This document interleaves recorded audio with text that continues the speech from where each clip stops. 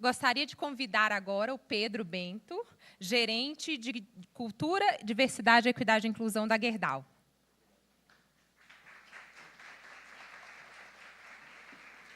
Bom, boa tarde a todos, a todas, no presencial, no online. Eu sou o Pedro Bento, trabalho na Gerdau, sou homem branco, cis, de cabelos e olhos castanhos, estou usando uma camisa preta e um blazer azul por cima.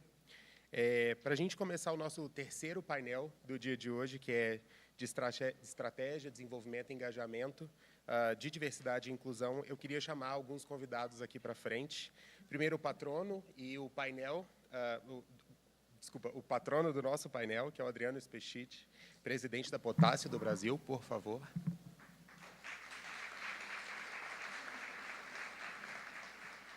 A mediadora Luciana Bernadette Félix, diretora de Cultura, Talento e Desenvolvimento Latam, da Anglo Gold Ashanti. E os painelistas. Caroline Fávaro Oliveira Valera, gerente de stakeholders da Mosaic. Fernando Cláudio, diretor de Comunicação, Comunidades e Relações Governamentais da Anglo Gold Ashanti. Gabriel Wagner, gerente global de Diversidade, Equidade e Inclusão da Alcoa. E Letícia Oliveira Guimarães, gerente de RH, Cultura, Inclusão, Diversidade e Saúde Mental da Anglo América. Bom painel para vocês. É com você, Luciana.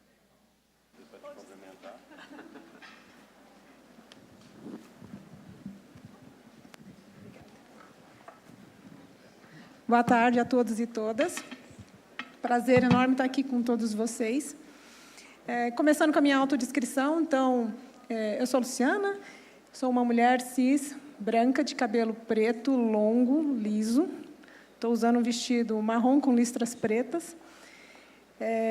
E gostaria de começar com uma breve introdução num pensamento, porque a gente vem falando mais recentemente de diversidade, mas a diversidade ela não é nova, né? Se tem alguma coisa que é comum a cada um de nós, é que a gente é diferente.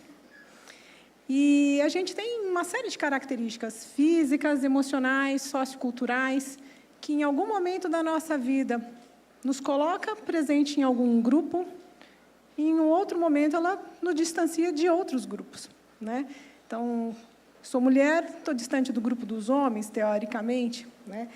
Então, a gente precisa estar sempre discutindo ações de diversidade, de inclusão, de equidade, de maneira genuína, para que a gente possa transformar as vidas positivamente. E aí, num movimento pendular, né, que vai de um lado ao outro, sempre numa linha tênue e fina, é o que a gente tem vivido na diversidade ao longo da história. Seja por questões políticas, culturais, econômicas, organizacionais, a gente tem hora que avança para um lado, tem hora que avança para o outro, até o momento em que a gente conseguir chegar no ponto ideal de equidade, de justiça social. Então, quando a gente tem um evento como esse, onde a gente pode discutir a diversidade, a equidade e a inclusão de uma maneira tão ampla, com perspectivas tão variadas, a gente consegue perceber o quanto a gente está aprendendo, o quanto a gente está evoluindo. Por isso, a gente está nesse painel, falando sobre estratégia de desenvolvimento e engajamento em diversidade, com os nossos painelistas. E aí, eu gostaria de começar com o Gabriel, 2 minutinhos para você fazer a sua mensagem inicial. Perfeito, obrigado, Luciana. Boa tarde a todos e a todas. Meu nome é Gabriel, eu sou atual gerente global de diversidade e inclusão na Alcoa. Fazendo minha rápida autodescrição, eu sou um homem branco, cisgênero, gay, tenho 36 anos e eu estou usando uma camisa preta, com uma calça preta e uma camisa jeans roxa por cima e óculos de armação escura. Bom, eu poderia ficar muito tempo falando aqui, né, sobre essas estratégias de engajamento e desenvolvimento. A gente já pôde ouvir bastante conteúdo interessante também pela manhã. Fazendo uma pequena introdução também sobre a Alcoa, né? A Alcoa está no Brasil, esse ano vai fazer 60 anos. E só para vocês terem uma noção, o nosso grupo de gênero, né, focado na equidade de gênero, já tem mais de 20. Então, não é um assunto novo para a gente trabalhar esse tema na empresa, embora os desafios sejam diferentes de quando a gente começou. Eu acho que, assim, todos nós, né, enquanto empresas, ou enfim, indivíduos, cidadãos, temos um papel importante quando a gente fala de diversidade e inclusão, até porque a gente acredita que essa nossa atuação em prol, né, de um desenvolvimento cada vez mais sustentável, ele passa pelos pilares de ESG, né, que está na moda falar, mas, obviamente, né, cuidando da biodiversidade, reduzindo e usando conscientemente os recursos naturais. Mas acho que, invariavelmente, essa discussão passa também pelas questões de desenvolvimento social. E aí eu me refiro à parte interna, né, de colaboradores, liderança, mas também à parte externa de fornecedores, empresas contratadas e comunidades. Então, acho que hoje o objetivo aqui é passar rapidamente por esses principais tópicos. Estou bem feliz pelo convite. Espero aprender e compartilhar com todos vocês também. Obrigada, Gabriel. Letícia? Obrigada, boa tarde. Meu nome é Letícia, eu atuo como gerente de Cultura, Diversidade, Inclusão e Saúde Mental na Anglo American. Estou à frente dessa cadeira há um pouco mais de um ano, mas são 11 anos de Anglo já, passando por diversas áreas ali dentro da empresa. E a pauta de diversidade e inclusão tem mais tempo do que um ano, também já está aí há 6 anos de jornada de diversidade e inclusão. A Anglo tem um propósito de reimaginar a mineração para melhorar a vida das pessoas, então, aí já está pautada a relevância estratégica do que a gente faz aqui, do que a gente está discutindo aqui hoje, né? Além de estar, claro, na nossa estratégia de diversas formas, né? Seja no nosso plano de mineração sustentável, está refletido nos nossos valores, está refletido nas nossas políticas, na nossa estratégia de RH, nas nossas metas, enfim, de diversas maneiras. Acho que eu vou ressaltar que a gente trata, hoje em dia, na nossa estrutura, esses temas todos de uma maneira conjunta, né? Cultura, diversidade e inclusão, quase que como 2 lados de uma mesma moeda. Segurança psicológica, mais essa moeda precisa ter muitos lados, né? Mas acho que é uma forma que nos ajuda, a gente está num painel que fala sobre engajamento, né? A gerar esse engajamento das pessoas, então a ter várias linguagens com as quais a gente pode chegar perto das pessoas com o tema de diversidade e inclusão, né? Então, por exemplo, quando eu falo de segurança psicológica, isso é sobre todos nós, né? Isso é sobre liderança, é sobre conexão humana, é sobre relação com a comunidade. A segurança psicológica perpassa tudo isso e, através disso, a gente chega também na diversidade e inclusão. Trabalhar a cultura organizacional também, trabalhar engajamento. Então, para nós, isso está tudo muito, tudo muito parte da mesma narrativa. Obrigada. Fernando? Boa tarde a todos e a todas. Meu nome é Fernando Cláudio, sou diretor de Comunicação, Comunidades, Relações Governamentais da Anglo Gold Ashanti. Homem, moreno, claro, cabelo grisalho, estou vestindo um blazer cinza escuro com uma camisa cinza e estou muito feliz com a oportunidade de estar aqui hoje. Vejo como uma oportunidade de aprendizado e, desde cedo, tenho acompanhado aqui pelas redes sociais, pelos meios digitais, as discussões.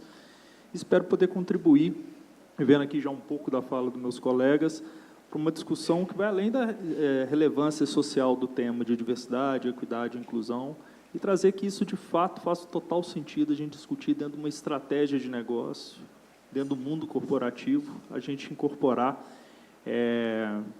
esses pilares dentro do que a gente pensa de médio, de longo prazo, para qualquer empresa, e aqui mais em detalhe para o setor de mineração.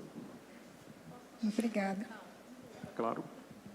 A única coisa que eu tinha certeza que eu não ia me esquecer de fazer, minha autodeclaração, mas a ansiedade do momento eu esqueci, então deixa eu só reparar. Eu sou uma mulher branca, cis, tenho cabelos hoje, estão lisos, a meia altura, estou vestindo um blazer preto, uma blusa bege, estou aqui do lado esquerdo do painel, do lado direito, para quem está de casa.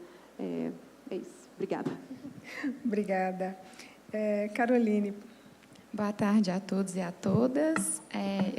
Eu sou uma mulher branca, tenho cabelo acobreado, meio liso, meio ondulado. Estou com uma roupa preta de listra branca e com uma camisa branca. E sou mais conhecida por todos como Carol. Eu trabalho na Mosaic já há alguns anos, já passei também por várias áreas. Hoje estou como gerente de relações com stakeholders. E o nosso principal papel no final do dia para o nosso negócio, eu acho que a gente tem falado bastante disso hoje, é gerar valor para os nossos públicos de interesse. Então, o que a gente quer é gerar valor para o nosso empregado, atraindo para um ambiente inclusivo, gerar valor para os nossos fornecedores e também para as nossas comunidades. E é desafiador fazer isso, por isso que tem tantas pessoas aqui discutindo esse tema. A gente, na Mosaic, a gente sempre busca construir conexões autênticas, porque a gente acredita que é isso que traz relações de longo prazo. E, por meio das relações de longo prazo, dessas conexões, a gente consegue se conectar com pessoas que não são semelhantes a nós. E não é fácil fazer isso, a gente precisa de colocar muita intencionalidade. Então, a gente tem uma governança de diversidade e inclusão, onde a gente tem as redes de inclusão dos empregados, e aí essas redes elas são compostas por empregados que fazem parte da causa, mas também por aliados, e eles propõem diversas maneiras de fazer a inclusão dentro da Mosaic. E aí as nossas redes são as redes de mulher e de orgulho, habilidades diversas, raças, etnias, gerações e veteranos. Eu li para não esquecer nenhuma. E eu vou, na sequência, compartilhar com vocês como que é a nossa experiência de levar toda essa diretriz, esse aprendizado para a nossa comunidade, porque foi até um presente a fala do painel anterior, que diversidade se faz em comunidade, e a gente tem tentado fazer isso. Eu vou compartilhar depois um pouco da nossa experiência com vocês. Muito obrigada. Adriano? Eu não sou painelista. Então, vamos lá. Eu sou mineiro, eu sou de uma cidade chamada Curvelo, e aqui em Minas, né, culturalmente falando, você tem que falar filho de quem que você é. Então, eu sou filho de Dona Marta Maria Neuschwander. Esse é o nome de solteiro dela, que depois que casou ficou Marta Maria Spechit. E eu me chamo Adriano, se eu pegar o sobrenome dela, Neuschwander Spechit. Neuschwander é suíço, de origem suíça, e o Spechit é de origem alemã. E a minha questão de diversidade vai começar não pela comunidade, ou pela empresa, ou pela queda de muros que falaram aqui hoje. Vou falar que está dentro de cada um de nós. Que quer diversidade maior do que o nosso povo brasileiro, com toda a mistura e miscigenação que a gente tem dentro da gente, porque vocês não iam imaginar que eu era descendente de europeu, louro, com cabelo azul, ou com os olhos azuis, que nem eu sou, né? Então, assim, antes que criem essa imagem de mim, eu sou careca mesmo, de olho preto, barrigudinho, né? E estou aqui hoje para poder aprender com vocês. Eu já participei, tenho 38 anos de experiência, eu já participei de projetos em comunidades pequenas, em comunidades grandes, eu já trabalhei com indígenas canadenses, eu já trabalhei com os aborígenes na Austrália, e eu estou aprendendo pra caramba aqui com todos vocês, e eu acho que isso é o que é o mais importante, porque a diversidade está no ser humano. E eu acho que se a gente, como sociedade, aprender a pegar cada diversidade dessa e agrupar, sucesso garantido.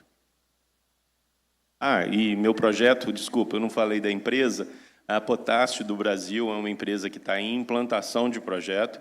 O nosso projeto é um projeto de potássio na Amazônia.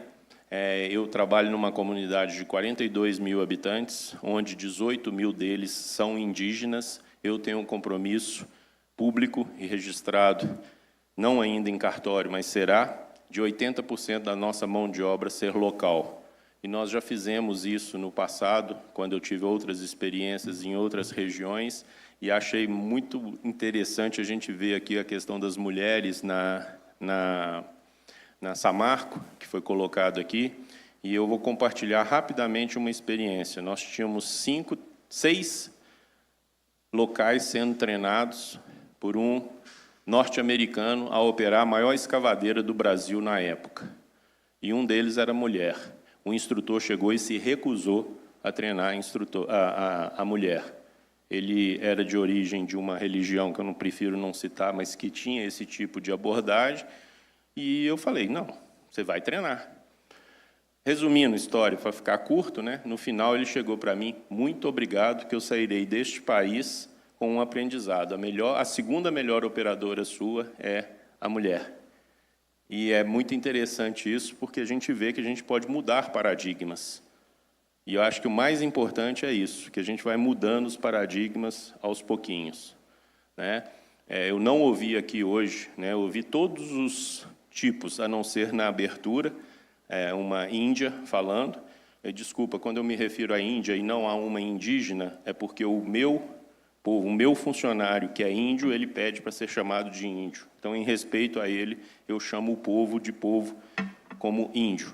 Então, né, e eu vou ter muito trabalho de preparação, e por isso que eu falei que eu estou aqui num aprendizado muito grande com vocês, tá bom? Obrigado. Bom, a gente vai começar com as perguntas, mas, para não esquecer, a gente tem aqui os intérpretes de Libras fazendo um trabalho fantástico para a gente. Eu queria pedir só uma palma de salva para eles e toda a equipe que está dando suporte para o evento. Então, a gente começa a pergunta com o Gabriel. O programa Diversitalks é uma iniciativa de engajamento interna. Como a Alcoa tem envolvido a liderança no desenvolvimento de um ambiente seguro para todas as pessoas em todos os níveis hierárquicos, inclusive nas unidades operacionais? Beleza, vamos lá. Vou começar explicando o que é esse projeto, esse Diversitalks que a gente chama, mas acho que antes disso eu queria fazer uma pequena retrospectiva também do que a gente ouviu hoje de manhã, e das lições que ficaram, né, a partir dessas discussões. Acho que a primeira e a central delas é que diversidade e inclusão deve estar, de fato, no centro da estratégia de negócio de qualquer companhia. E quando eu falo diversidade e inclusão, me refiro a uma pauta ainda maior, né, de ESG, mas sem essa condição, eu acho muito difícil as iniciativas avançarem. Como a gente viu também nos painéis anteriores, a diversidade e inclusão, ela deve, né, ou em tese, deveria permear todas as áreas da organização, né? Então, acho que esse é um primeiro aprendizado. O segundo a liderança, de fato, tem um papel importantíssimo nesse processo. Mas antes de me debruçar um pouco mais sobre o trabalho que a gente faz com eles, eu queria só reforçar também, acho que a importância da comunicação, né, nesse processo. Eu sou formado em comunicação, então já falo aqui enviesado, mas é importantíssimo a gente ter uma comunicação clara, direta, objetiva, concisa com essas pessoas, sejam elas líderes ou não, porque, do contrário, também as iniciativas elas vão falhar. E eu acho que há um imaginário de que, assim que a pessoa se torna líder, ou embora essa pessoa já seja líder há muito tempo, todos os papéis e expectativas com relação a esse cargo já estão esclarecidos, já estão dados. E essa não é uma informação dada. Então, a gente tem batido muito nessa tecla de reforçar para a liderança quais são as expectativas da empresa com relação à atuação responsável delas com as equipes. E o projeto de Diversitalks vem muito nesse sentido, assim. O projeto ele é um projeto global que começou no ano passado. A gente tem os principais grupos de inclusão, né, focado em gênero, LGBT, pessoas com deficiência e raça. E a gente começou esse projeto globalmente para discutir diretamente com a liderança, para, além de alinhar essas expectativas, tratar de temas importantes globalmente para cada um dos grupos. Então, a gente faz 5 sessões, pelo menos, globais, com os líderes, né, de toda a companhia, e pelo menos outras 2 sessões com RH, focado nas equipes de RH, não necessariamente líderes. E cada grupo de inclusão fica responsável por fazer o treinamento em si, inclusive ministrar esse treinamento para a liderança, o que a gente viu que aumenta o engajamento dessas pessoas no que diz respeito às pautas dos grupos dos quais elas representam, né? Obviamente que tem uma questão da linguagem ainda, que é uma dificuldade, né? Nem toda a nossa liderança fala inglês como idioma oficial. Então, para além dessas sessões globais que a gente faz, a gente também desdobra essas mesmas sessões do Diversitalks regionalmente. E aí, cada líder regional dos nossos grupos de inclusão tem o mesmo papel nesse processo, que no caso aqui do Brasil, né, a gente normalmente fala de dar uma tropicalizada nesse conteúdo, mas tornar esse conteúdo, primeiro, acessível a partir da linguagem, mas também acessível no que diz respeito às diferenças regionais, né, de cada uma das regiões onde a gente atua. eu estou há poucos meses nessa posição de gerente global e ainda estou aprendendo muito, mas isso é importantíssimo, né? Porque a gente se dá conta, a partir do momento que a gente trabalha dessa maneira, que falar de raça no Brasil é muito diferente de falar de raça na Austrália, por exemplo, né?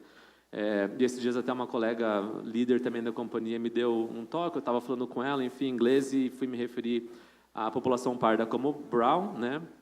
E ela falou, olha, só um aviso para você, quando você estiver participando de outras reuniões com outras pessoas, assim, muitas pessoas vão ficar ofendidas se você usar essa palavra brown com elas, né? Ou pardo. Então, de fato, é um aprendizado constante meu e de todos os outros líderes da companhia nesse sentido. Mas esse é um projeto que tem dado bastante resultado para a gente tem tido um índice de participação bastante alto das lideranças, um NPS também alto, né, com bons retornos assim, de feedbacks e comentários que eles têm feito, e tem nos ajudado a mudar um pouco essa chave dessa percepção sobre o processo de transformação cultural pelo qual a gente está passando, e acho que mais importante do que isso, de corresponsabilizar essas pessoas por esse mesmo processo, assim, né? Já ouvi, né, antigamente, no início da minha carreira enquanto área de diversidade e inclusão, alguns líderes falando, beleza, já entendi, diversidade é legal, é importante, mas você está falando que no fim eu tenho que trabalhar com pessoas, né? Eu falei, sim, com pessoas. E aí vem novamente, né, aquela máxima que eu respeitosamente discordo também das pessoas que falam, mas nós somos todos iguais, então não preciso ficar me debruçando sobre isso, né? E aí eu puxo carona no que você trouxe, Luciano, no começo da sua fala, não são pessoas iguais, né? Assim, somos todos diferentes e que bom que somos diferentes. Então, é esse processo que a gente está ainda trabalhando com a nossa liderança, mas tem dado bom resultado, assim. Eles têm se sentido cada vez mais parte desse processo de transformação e têm assumido cada vez mais responsabilidade, a ponto de hoje a gente ser uma área no Brasil e globalmente, inclusive mais consultiva nesse sentido, de que maneira que eles podem fazer diferente o que eles já estão fazendo de diferente, e tem dado resultados muito interessantes para nós, assim, né, Brasil e mundialmente falando. Mas já para aproveitar uns minutinhos que eu ainda tenho ali disponíveis para a fala, né, acho que esse é um dos projetos, mas a liderança ela tem que estar preparada também para as outras iniciativas de diversidade, né? A gente ouviu o caso da Samarco compartilhando sobre o programa de contratação afirmativa. A gente fez também um programa recentemente em São Luís, onde a gente está operando, né? E contratamos 118 jovens aprendizes, só mulheres, né? No programa afirmativo também para as mulheres. E aí você fica pensando, 120 mulheres basicamente entrando ao mesmo tempo na companhia, né, em diferentes áreas da operação e produção do alumínio, como é que isso vai se dar na prática, né? Então é um trabalho constante de educação, de letramento e sensibilização dessa liderança para que esse papel seja cada vez mais ativo, né, e intencional. Foi outra palavra que a gente escutou algumas vezes aqui hoje, que eu também adoro repetir quando eu falo sobre isso, porque sem essa intenção a gente não vai conseguir fazer nenhuma mudança significativa. Mas de que maneira também a gente prepara as pessoas que ainda não são líderes para assumir um papel de posição de liderança dentro da companhia? A gente tem programas, né, de aceleração de carreira e desenvolvimento para pessoas e grupos subrepresentados, que caminha paralelo às outras iniciativas de educação, de sensibilização da liderança, de programas afirmativos, os próprios grupos de inclusão, para que essas pessoas elas já estejam prontas também, né, quando as oportunidades surgirem, para assumirem essas posições de liderança. Então, até no ano passado, a gente tinha um programa para cada grupo de inclusão, e ano passado a gente resolveu unificá-los todos em um programa só, que a gente chama de Eleva, o programa, e esse ano encerra a primeira turma do Eleva, que é essa turma conjunta, com 30 pessoas, mas no total já foram mais de 180 pessoas que participaram do programa, eu fui uma delas, inclusive. Enfim, as oportunidades, quando surgem, já estão mais prontas, né? A gente não precisa procurar profissionais capacitados no mercado, porque esses profissionais já estão dentro de casa, né? Sendo observados em parceria com as áreas correlatas ali de RH. Acho que, de maneira bem resumida, é isso. Obrigada, Gabriel. Agora, para a Letícia. A mineração tem um impacto direto nas comunidades onde ela atua. Como as iniciativas de diversidade, equidade e inclusão podem ser um diferencial para construir as relações mais sólidas e sustentáveis com as comunidades? Obrigada, Luciana.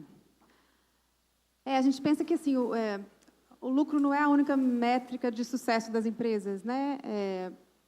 Claro que ele é vital, mas o nosso impacto social é que vai garantir que a gente se mantenha relevante ao longo do tempo.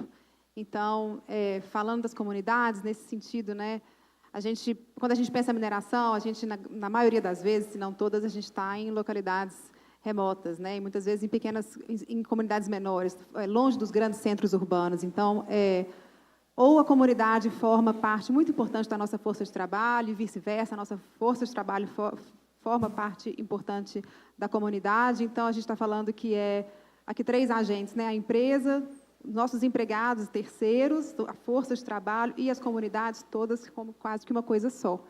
Então, tem um potencial aí, né, dessas pessoas serem grandes embaixadores do nosso negócio na própria comunidade. Então, uma relação que gera muito valor, né?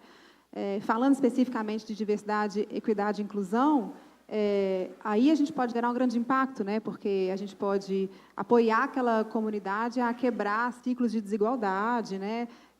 Promover oportunidades para pessoas que nunca se imaginaram, conceberam poder prosperar dentro de uma organização ou dentro da mineração, de formas diferentes, né? Ou que sempre sonharam, mas não tinham oportunidade também. Mas a gente parte primeiro do princípio da escuta, né? Porque quando a gente está... não é a nossa comunidade, né? A comunidade já estava lá, né? A gente precisa ter uma postura muito humilde diante da comunidade nesse aspecto, de entender qual que é a necessidade dela, né? A necessidade das pessoas. Então, primeiro, entender, conhecer aquele cenário, né? Aquelas identidades que estão ali, conhecer aquela população e quais são, de fato, as necessidades. E tentar buscar esse encontro com as necessidades da empresa.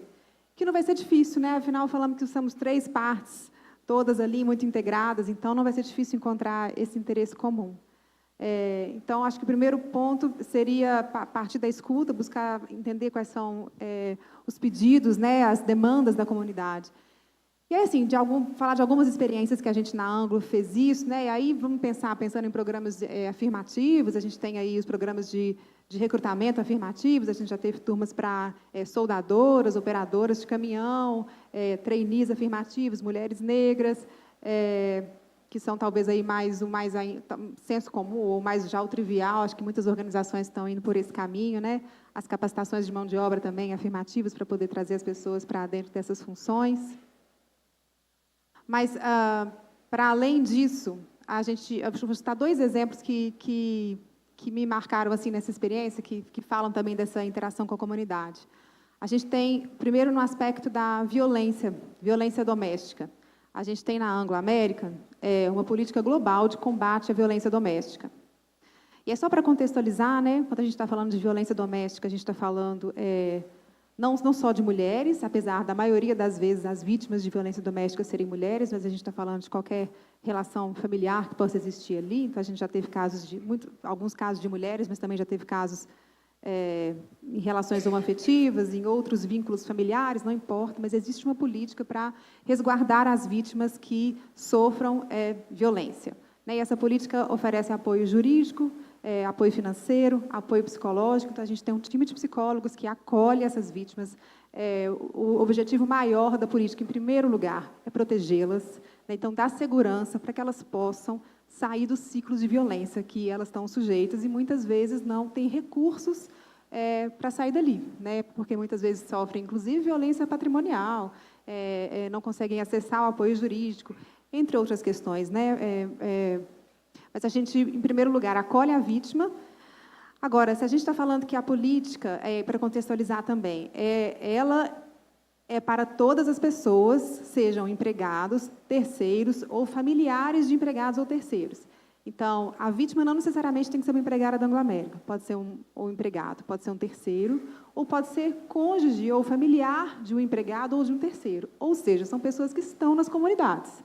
Então, não basta eu comunicar essa política para quem está aqui trabalhando ali dentro e acessa lá a nossa intranet, por exemplo, né? E conhece essa política. Não é sobre isso, né? É sobre amplificar dentro da comunidade, para que as pessoas saibam que elas têm um recurso sólido que elas podem buscar via canal de denúncia. Se uma mensagem chegar até nós estaremos aptos para atender e oferecer apoio. Desde o primeiro momento, apoio psicológico, mas também um apoio financeiro para que ela possa sair daquele lugar, uma moradia temporária, apoio jurídico, porque muitas vezes precisa de entrar com uma medida protetiva, mas o ponto é que a gente precisa falar disso com a comunidade. E muitas vezes, a gente sabe, pelo diagnóstico que a gente fez inicialmente, que a violência, em alguns casos, ela é até normalizada, né? A pessoa não tem consciência de que ela está submetida a um ciclo de violência e que ela não vai conseguir sair dali sozinha. Então, passa por isso. Então, vou falar de uma experiência recente. A gente teve, em uma das cidades que nos acolhem, tendo uma conversa com mulheres, que algumas vítimas foram vítimas de violência, mas não todas, mas exatamente para falar sobre isso, né, e gerar essa conscientização, e, junto dos órgãos públicos, explicitar como é que a gente está pronto para ajudá-las, né, ou ajudá-los, e colocar esses recursos à disposição, né. Então, acho que esse é um exemplo, a questão do combate à violência, para citar também de pessoas com deficiência, acho que é um outro exemplo dessa aproximação com a comunidade, usando da pauta de DEI para gerar valor. Então, a gente, né, todas as empresas aqui têm as suas cotas, as suas metas de contratação de pessoas com deficiência, e, às vezes, é desafiador fazer isso nas áreas mais operacionais. Mas o que a gente está fazendo, então, é tentando combater tanto esse viés de que não é possível fazê-lo, quanto o viés, às vezes, da própria população de que eles não serão aceitos ou de que a mineração não é um lugar para eles, né? Então, a gente está fazendo rodadas de conversa com representantes do poder público das cidades que nos acolhem, para apresentar para eles o nosso programa, apresentar casos de sucesso, né? A gente tem pessoas que usam cadeira de rodas dentro da operação, tem pessoas com baixa visão, enfim, e vários outros tipos de deficiência, em que a gente não estaria apto há um tempo atrás, mas, a partir do momento que a gente encontrou aquela pessoa e entendeu que tem um interesse mútuo em estar na mineração, a gente fez toda a obra de acessibilidade e tudo que está ao nosso alcance para romper com as barreiras físicas, mas também as barreiras psicológicas, né, para que aquela pessoa possa ser incluída. Então, tem sido super interessante, porque aí, ao conversar com o poder público, a gente percebe também o que tem do lado de lá, que a gente não conhecia de necessidade, né? Às vezes, as pessoas estão em distritos onde nosso transporte não passa, né? Elas nem imaginam, tem um capacitismo ali também, né? A pessoa cresceu ouvindo de que aqui não era lugar para ela, então a gente também entender que o que mais a gente precisa fazer, né? Que a gente precisa comunicar com essas pessoas, o que a gente precisa de adaptar na nossa infraestrutura para poder estar junto delas. Acho que é por aí, talvez me estendi um pouco, mas acho que é por aí. Obrigada, Letícia. Fernando, do ponto de vista do relacionamento da empresa com os seus diversos públicos, qual a importância ocupada pela pauta de diversidade? Luciana, a gente entende na Anglo Gold que esse é um espaço total. Nós somos uma empresa com 190 anos e um aprendizado que a gente traz é a necessidade da gente evoluir junto com a sociedade. E essa questão da diversidade, a equidade, a inclusão, ela é uma pauta cada vez de maior valor que a sociedade traz para a gente. E, como até disse no início, é algo que para a gente hoje já significa, sim, uma estratégia de negócio para posicionamento. Quando a gente pensa em diversos públicos, aí no caso da Anglo Gold, nós somos uma empresa que tem ação em bolsas ao redor de todo o mundo, nós estamos em 10 operações em 10 países, aqui no Brasil, diversas comunidades abrigam as nossas operações, e se a gente não for uma empresa que tiver um bom relacionamento com esses públicos diversos, nós teremos dificuldades em dar continuidade à nossa atividade. E, para um bom relacionamento, a gente entende que proximidade é essencial. E, no caso da proximidade, é muito importante que você, no mínimo, você tenha empatia para poder conduzir qualquer processo. E a melhor forma da gente poder se posicionar nisso, a gente entende que é ter dentro da empresa um reflexo da sociedade. Nós ainda estamos num caminho que a gente entende que o desafio é muito grande. Em 2022, nós tínhamos 12% de mulheres nas nossas operações. Estou falando isso para você, né, Luciana? Mas, na verdade, para todos aqui, nós tínhamos 12% em 2022, mas hoje nós estamos com 18%, com uma meta de chegar até o final do ano com 25% de mulheres nas nossas operações. Ano passado, a gente retomou a atividade numa planta de beneficiamento nosso, onde que nós contratamos, metade das pessoas contratadas já foram mulheres para a retomada dessas operações, e diversas conversas sobre isso nós temos adotado dentro da empresa também, para a gente poder trazer que esse discurso, que esse entendimento que a gente traz, ele é tão claro que a prática ela precisa acontecer de uma forma cada vez mais eficiente. A gente tem uma impressão, e eu compartilho disso, de que nós estamos no caminho certo. Talvez o que nos traz uma certa, vou usar o termo decepção, é a velocidade com que nós estamos traçando isso. Acho que a direção está correta, mas a gente precisa pensar em formas diferentes para a gente conseguir fazer isso mais rápido. E olha que interessante, pensar de forma diferente, pensar de forma inovadora, o melhor contexto para isso acontecer é dentro de um contexto de diversidade. Existe aí um estudo, que foi compartilhado, inclusive, por vocês do RH, da Accenture, que demonstra que em ambientes com maior diversidade, você chega a ter 600% maior probabilidade de ações inovadoras. Então, se a gente precisa pensar diferente para chegar nesse resultado de uma forma mais rápida, a gente precisa, de fato, incentivar isso.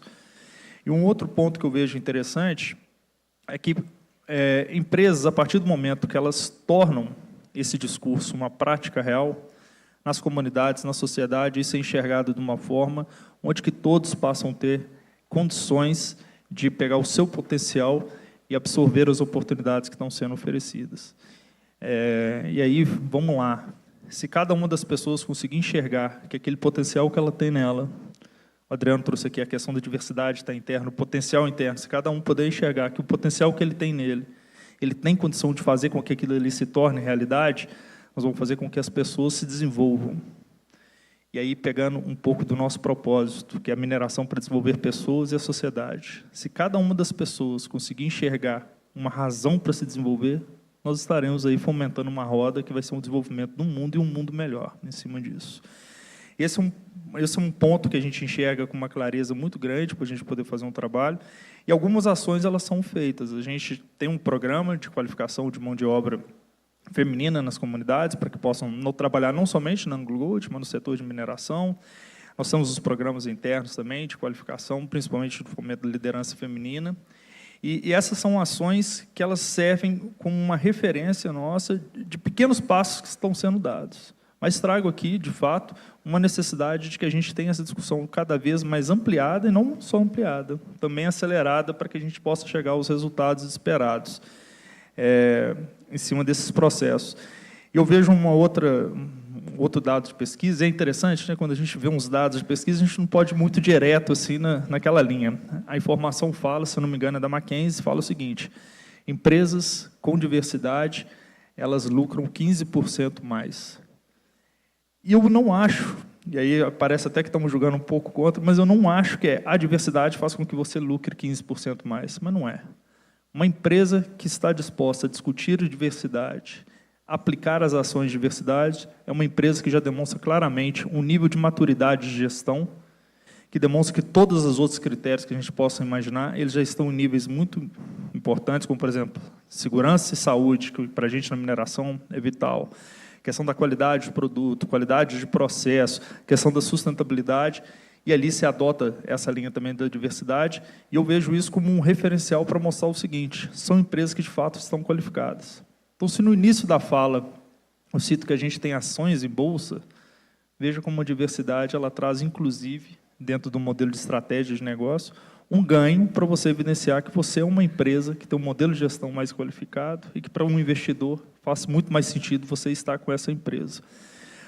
Grandes discussões têm sido feitas recentemente a respeito, e aí é uma pauta até um pouco complexa, que traz a questão de um comparativo entre diversidade e o termo que se usa é competência técnica, que é isso.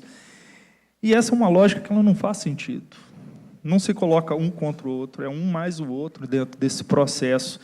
E é interessante que o que a liderança muitas vezes precisa enxergar é que a expectativa que se tem sobre um líder não é aquela pessoa que age no curtíssimo e no curto prazo somente. O líder é aquele cara que tem aquela visão de médio e longo prazo. Então, se você vai montar uma equipe para resolver um problema, uma crise de curtíssimo prazo, você pode até achar que fazer análise simplesmente pela competência e desconsiderar a diversidade pode ser o melhor caminho. Mas, com certeza, isso é um erro numa análise de médio prazo. Porque se você monta uma equipe que é uma equipe que não consegue trazer diferentes formas de analisar um cenário, diferentes formas de se encarar um problema, você vai enxergar problemas cada vez maiores. Você vai estar fomentando um contexto de problemas e não um contexto de solução. Isso são algumas ações que a gente tem desenvolvido dentro da empresa, que a gente tem acompanhado, mas, volto a dizer, ainda numa visão de que estamos no caminho certo, mas ainda não na velocidade desejada. Bacana, obrigada. E, Caroline, como a Mosaic tem integrado a pauta de diversidade para empregados, comunidades e fornecedores? Bom, as nossas redes de inclusão, elas trouxeram informações valiosas do que o nosso negócio precisa para ser mais inclusivo e para acolher mais pessoas. Então, isso foi utilizado em programas afirmativos de contratação de mulheres, pessoas negras, também em programa Recruta Diversidade. Mas, indo para além dos limites da empresa, a gente precisava também de influenciar as comunidades de alguma maneira.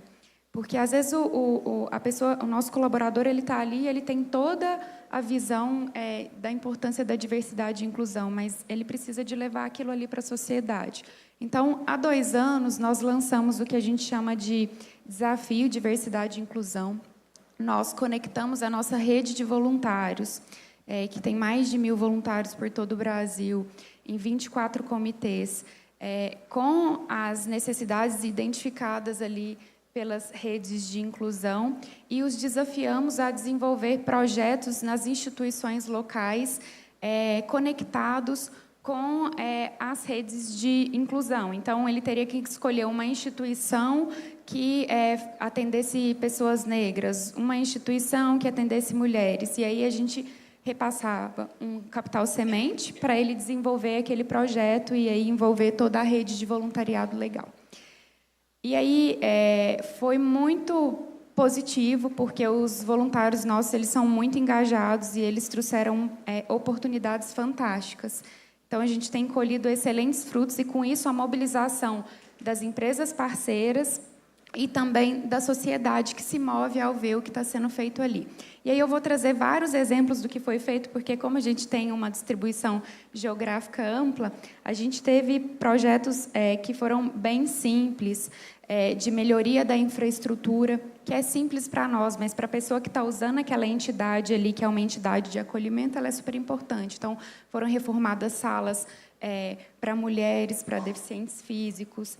A gente teve uma instituição que ela estava sem o AVCB e não estava podendo acolher as pessoas, e a gente conseguiu mobilizar o time de segurança e engajar outros fornecedores conosco, fazer toda a reforma da instituição e trazê-la de volta para o funcionamento de maneira segura. Nós tivemos alguns projetos que foram focados na parte cultural, de resgate de serestas da terceira idade. Tivemos também muitos projetos relacionados a pessoas com deficiências, conectados com as APAES e com outras entidades locais, que propiciaram musicoterapia, melhoras nas condições de ecoterapia que já eram oferecidas ali, e também muitos projetos de suporte a pessoas neurodiversas. A gente teve até a criação de uma fábrica de fraldas geriátricas que já está funcionando aí 2 anos e atendendo toda a população, e esses projetos eles perduram. Também tivemos projetos de reforma de cadeiras de rodas e órteses em geral.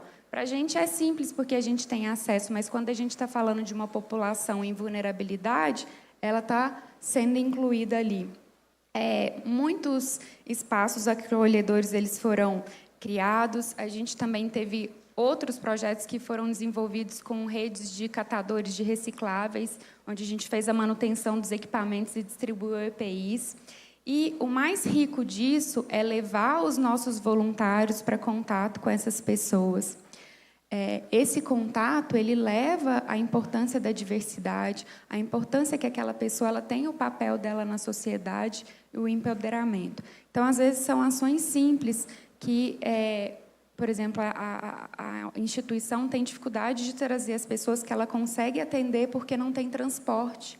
Então, você oferece transporte e aí você consegue acolher aquela comunidade dentro daquela instituição.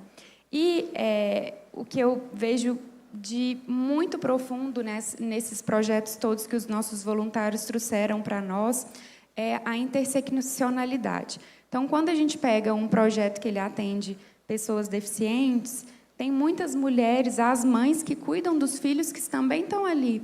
Então, a gente teve projeto que levou ali uma capacitação para fazer artesanato, para gerar uma renda para esses cuidadores. Então, quem cuida de quem cuida? E esse tipo de iniciativa, ele só tem tamanho para começar. Dependendo da empolgação, do entusiasmo, do grupo de voluntários, ele pode causar uma mobilização com universidades, poder público e outros parceiros nossos, empresas terceiras, e aumentar muito o impacto daqui na localidade. Então, a gente teve um exemplo aqui em Minas de uma ONG que ela tinha atendimentos sem um lugar fixo, e a gente conseguiu criar toda a instituição. Então, a gente conseguiu ter a sede da instituição para atender as pessoas neurodiversas, e aí várias pessoas vão ser acolhidas dentro daquela instituição. Eu acho que o mais importante de todo esse aprendizado que a gente teve é que diversidade e inclusão precisa de ser partilhado, ele não pode ficar restrito a um público interno, ele tem que passar as fronteiras e influenciar outras pessoas, porque a gente só vai ter ambientes inclusivos quando todos se sentirem parte e a gente tiver um ambiente plural que respeita e sabe a importância dessas pessoas serem acolhidas, porque todos nós somos iguais, mas nem todos se sentem parte dentro desse todo igual. Muito bacana, obrigada. E é bacana a gente ver essa discussão toda, porque ela vai muito em linha dos direitos humanos que a gente estava mencionando hoje cedo, né? Eu não tenho que olhar a diversidade pelo momento atual, eu tenho que olhar a diversidade porque ela é parte de cada um de nós. E quando a gente começa a fazer essas discussões, a gente percebe a importância de a gente deixar o ou o mais e usar o e. É isso, é aquilo, é essa pessoa, é a outra. Eu tenho que olhar, eu tenho que reconhecer, eu tenho que valorizar as pessoas da maneira como elas são e fazer com que elas consigam aplicar o seu potencial pleno dentro daquilo que faz elas felizes. Então, muito boa essa discussão. A gente tem alguns poucos minutos aqui, e aí eu queria pedir, Adriano, para você começar já o nosso fechamento, e eu queria deixar uma pergunta para você.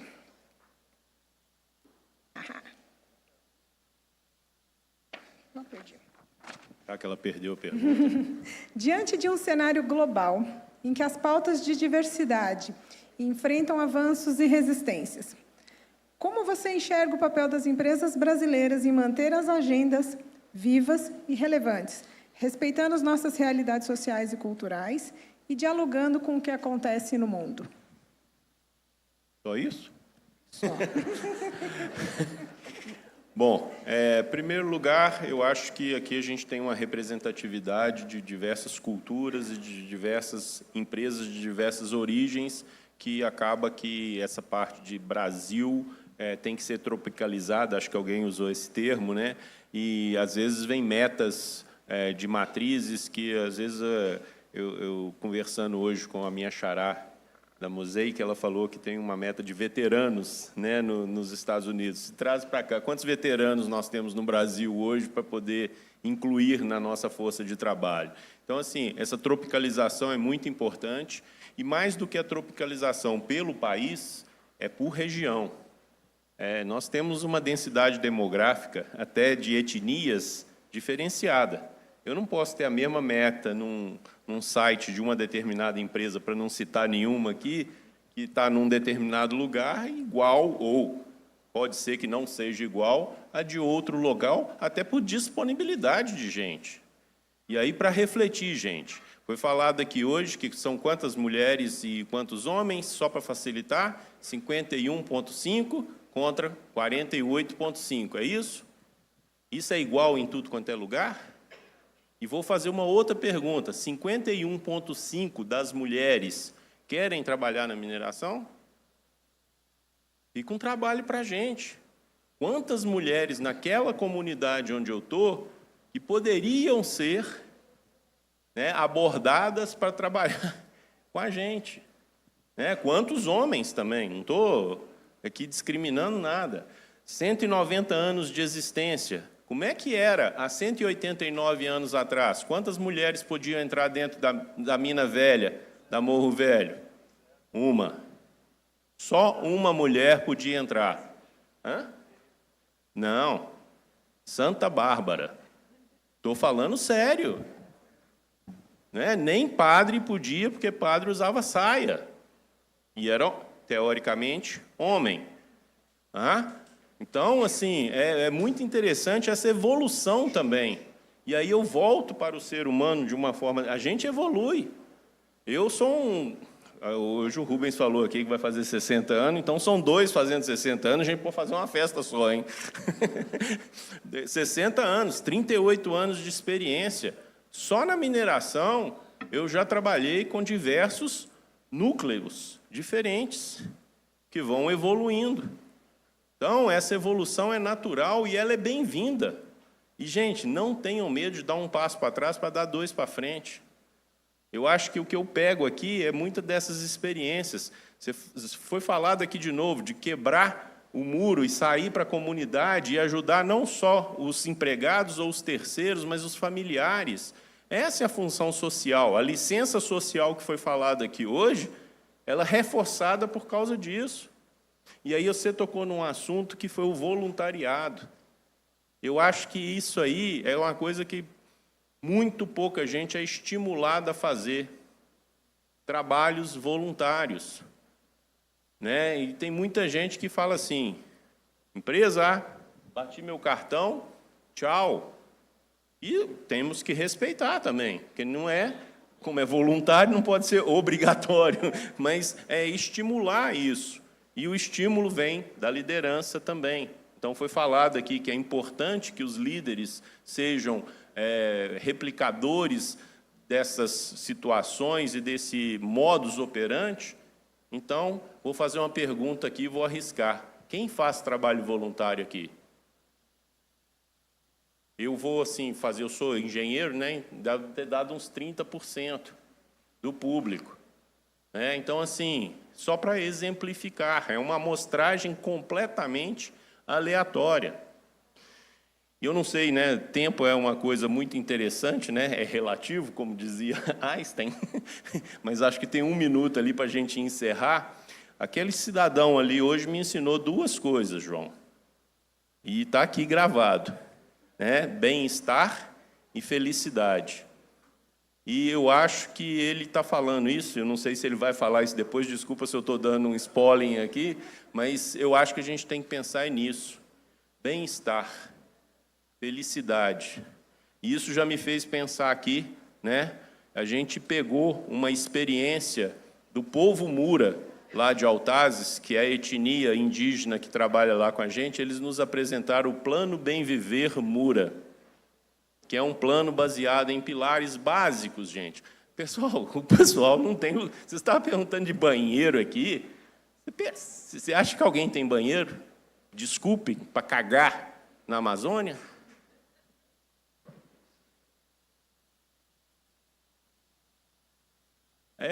Vamos refletir, né? Então, assim, eles apresentaram isso, eles estão interessados em ação humanitária.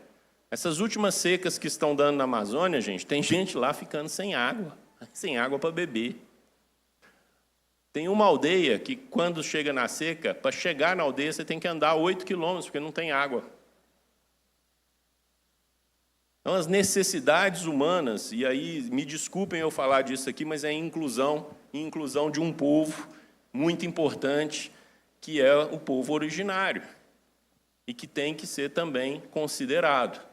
E fechando isso aqui, eu vou só falar isso, já zerou ali o cronômetro, e a gente pediu autorização para o povo Mura para usar na Potássio do Brasil o plano Bem Viver Altazes. E esse vai ser um plano que quem quiser colaborar como voluntário é mais do que bem-vindo. Se quiser mandar uma ideiazinha, que seja, estão abertos e, por favor, considerem essas reflexões aqui, mesmo que elas pareçam estranhas para vocês, mas eu sei que vai tocar, igual o João me tocou hoje, com o bem-estar e com a felicidade. Estou muito feliz. Obrigado. Quero agradecer a presença de todos os painelistas, do nosso patrono. Obrigada a todos vocês. Só vai quebra de protocolo.